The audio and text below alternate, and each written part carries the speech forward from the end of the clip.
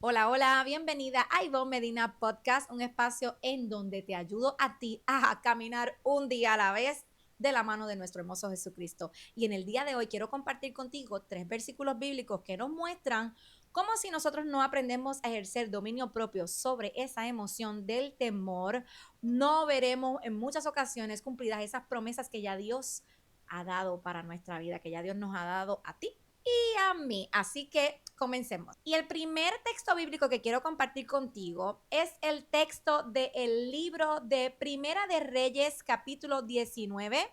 Primera de Reyes, capítulo 19, específicamente me voy a quedar del versículo 1 al versículo 4. Y la palabra del Señor lee de la siguiente manera. Acab dio a Jezabel la nueva de todo lo que Elías había hecho y de cómo había matado a espada a todos los profetas. Entonces envió Jezabel a Elías un mensajero diciendo, así me hagan los dioses y aún me añadan, si mañana a estas horas yo no he puesto tu persona como la de uno de ellos. Viendo pues el peligro, se levantó y se fue para salvar su vida y vino a Berseba, que está en Judá, y dejó allí a su criado. Y él se fue por el desierto un día de camino, y vino y se sentó debajo de un enebro, y deseando morirse, dijo, basta ya, oh Jehová, quítame la vida, pues no soy yo mejor que mis padres.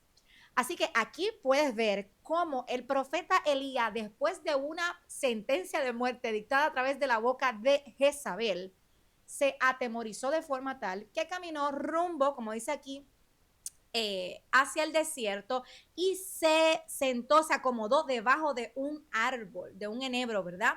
Entonces, aquí él lo que quería era morirse. O sea, él se entristeció tanto, el temor, ese susto, lo llevó a entristecerse tanto que le dijo al Señor, mira, ya yo no quiero estar más aquí en el planeta Tierra. Y usted sabe lo poderoso que era el profeta Elías, todas esas portentos y maravillas que Dios hizo a través de él para darse gloria, ¿verdad? A él, a Dios.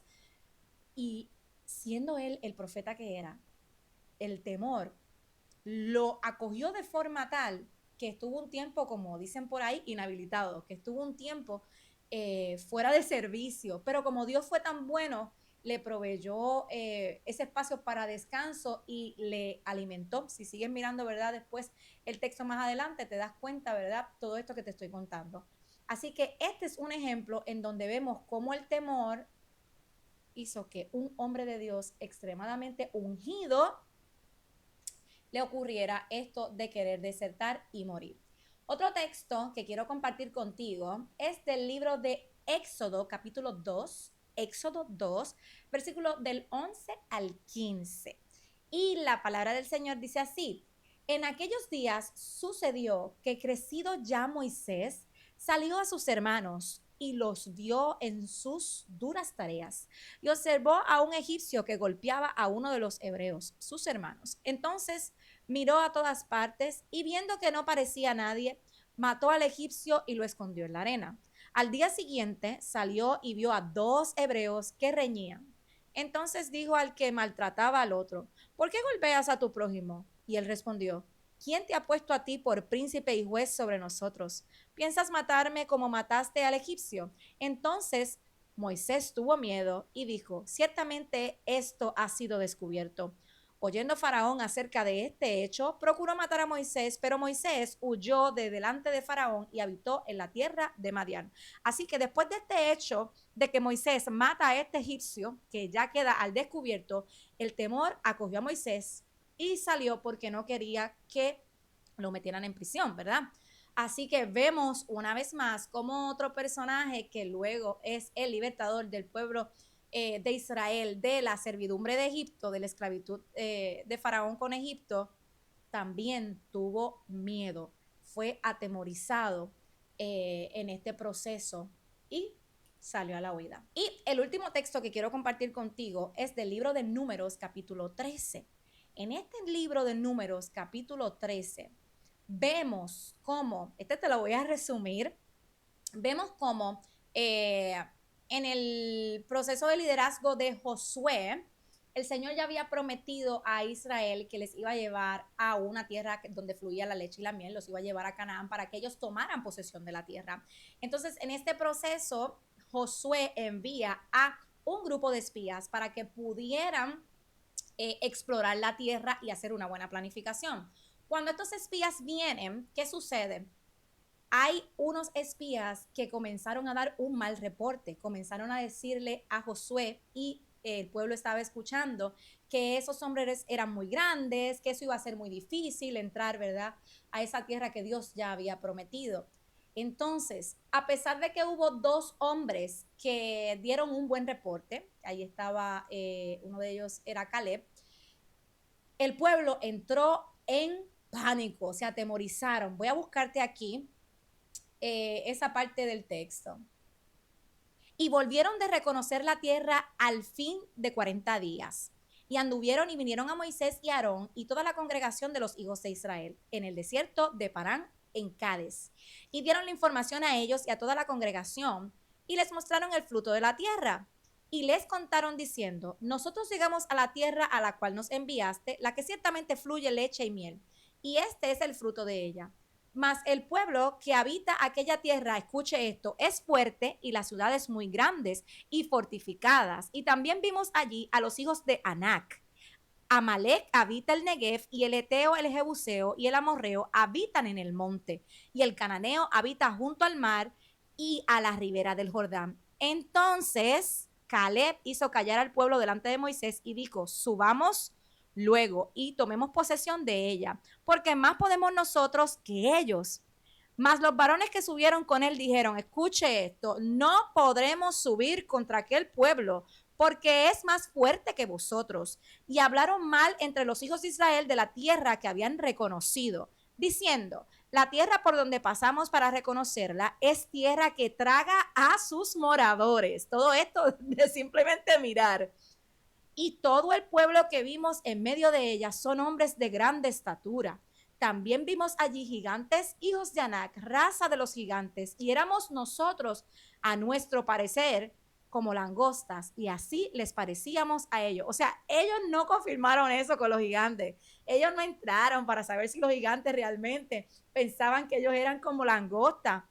Simple y sencillamente, con la información que ya tenían en su mente y en su corazón, dijeron, espérate, que nosotros no vamos a poder lograr la entrada con este tipo de personas aquí en este territorio. El temor se apoderó de ellos de forma tal que comenzaron a crear historias en su cabeza, comenzaron a crear narrativas que a la verdad no tenían nada que ver con esa promesa que ya Dios había dicho. ¿Qué fue lo que Dios dijo?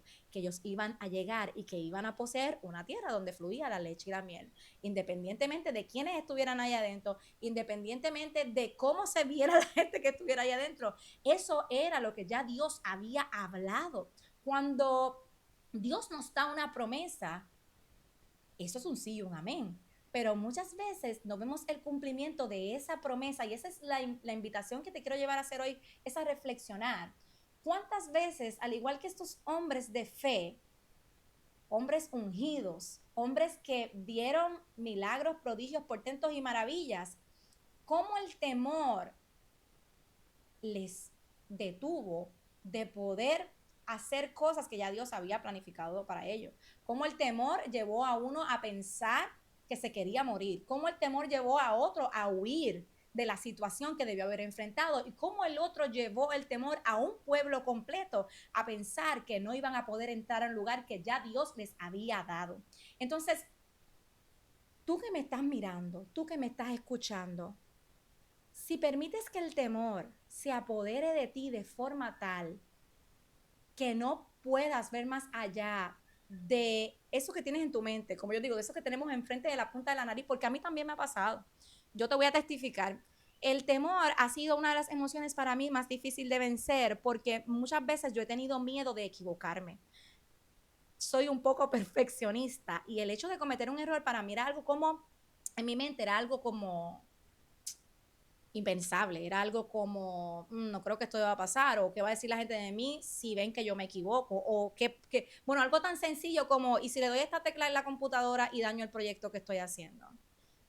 cosas así. Entonces, esas cosas me detenían de poder ver si lo que yo estaba haciendo o el sistema que estaba creando, la logística que estaba creando para mi emprendimiento como profesional de la salud mental o de la predicación que estuviera preparando para ministrar a la iglesia, ¿verdad? En donde el Señor me permite servir y a los lugares donde el Señor me permite ir en ocasiones también a ministrar la palabra o a ministrarle a matrimonio, pues me detenía, me retrasaba. Hay cosas que ya Dios había hablado sobre mi vida que no se ejecutaban por miedo o hacerlas mal o por miedo, ay, es que no sé cómo hacerlo. Entonces ese temor me hacía pensar, no tengo los recursos suficientes, yo no sé cómo lo voy a hacer, quizás esto no sea muy posible, esto como que yo creo que es muy difícil de alcanzar y no tenía nada que ver con lo que ya Dios me había ordenado hacer y con lo que ya Dios había prometido sobre mi vida, sino con ese temor que me nublaba el pensamiento y me daba esa visión de túnel que yo no veía nada más a la derecha y a la izquierda, yo no veía